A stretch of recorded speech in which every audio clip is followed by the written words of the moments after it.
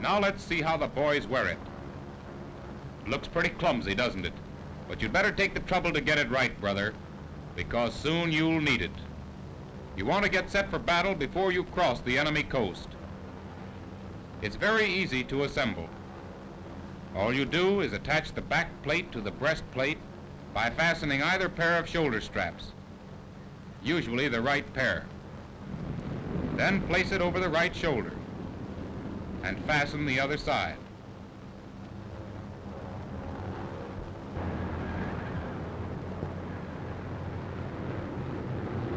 The apron is attached to the center stud of the breastplate, and the other two studs are snapped into place.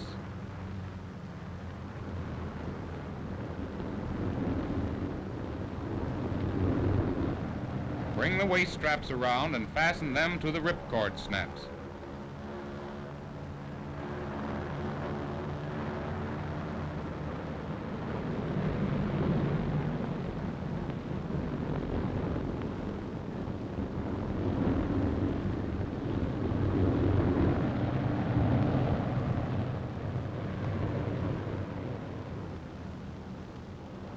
Make sure you slip the waistbands beneath the studs on the breastplate so that they will not ride up.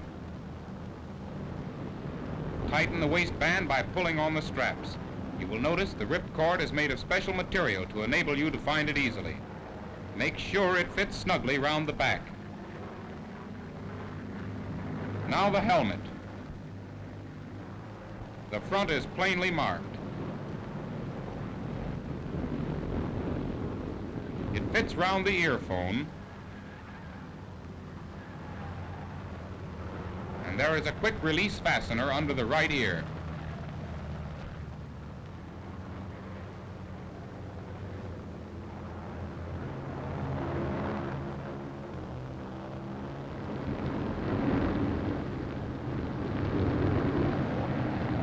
Now watch, and you'll see why these boys were so careful to get their iron suits on right. The veterans know why. Freshmen find it out in a hurry. You'll have a hot reception committee waiting for you. Flak is only a part of it.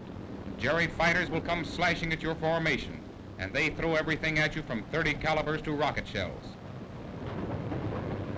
Sure, we've got our own fighters, and you've got your own guns, and you know how to use them. And the Huns take a hell of a beating too. But there's no point in kidding yourselves. Between the flak and the fighters, before you get your bombs away, some of our bombers are bound to get it.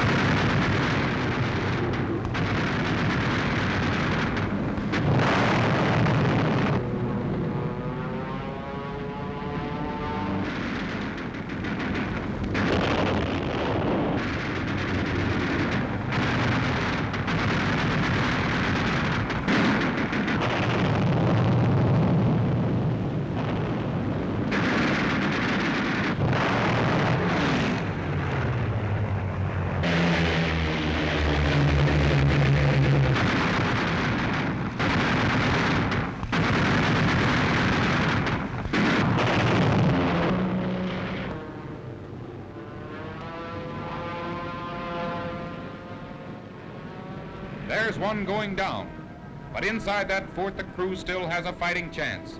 Bail out.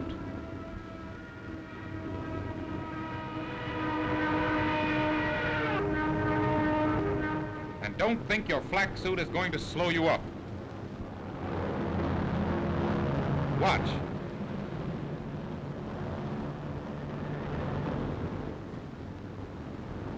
Co-pilot checks the stragglers. Waist gunners. Flak suit off. Oxygen mask. Helmet. And on with the shoot.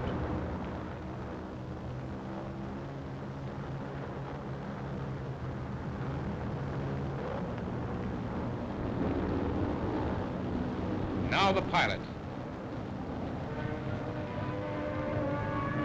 There he is, floating to the ground. A prisoner of war, perhaps, but alive.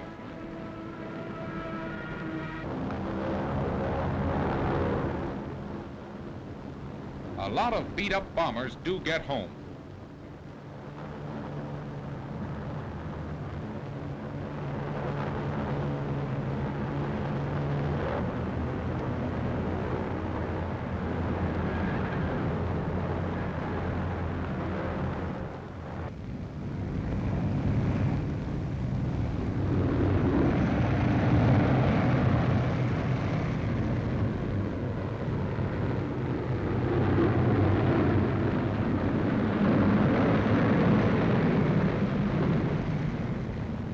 Nice day's work for the repair crew. But all the battle damage wasn't to the bombers. The combat crew takes a beating too. Here's a hit over the eye. Flak tore his helmet off, but he kept his head. The 20mm hit at 3 o'clock and 7 o'clock. The flak suit took the bullseye. Sergeant Bothwell, direct hit in the back with 20mm. Was he lucky? Or was he smart? Let's find out.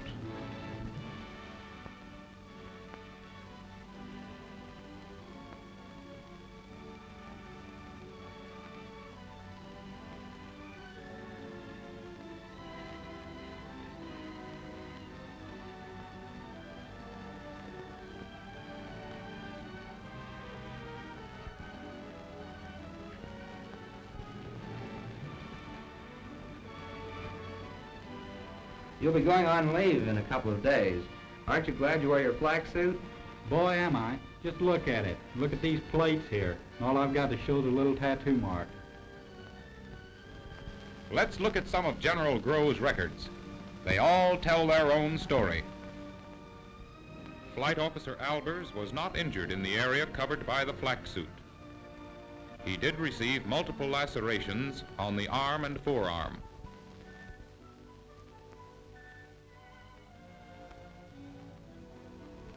And the men who wore them are back giving Jerry hell. Our records are full of cases where the body armor has saved lives.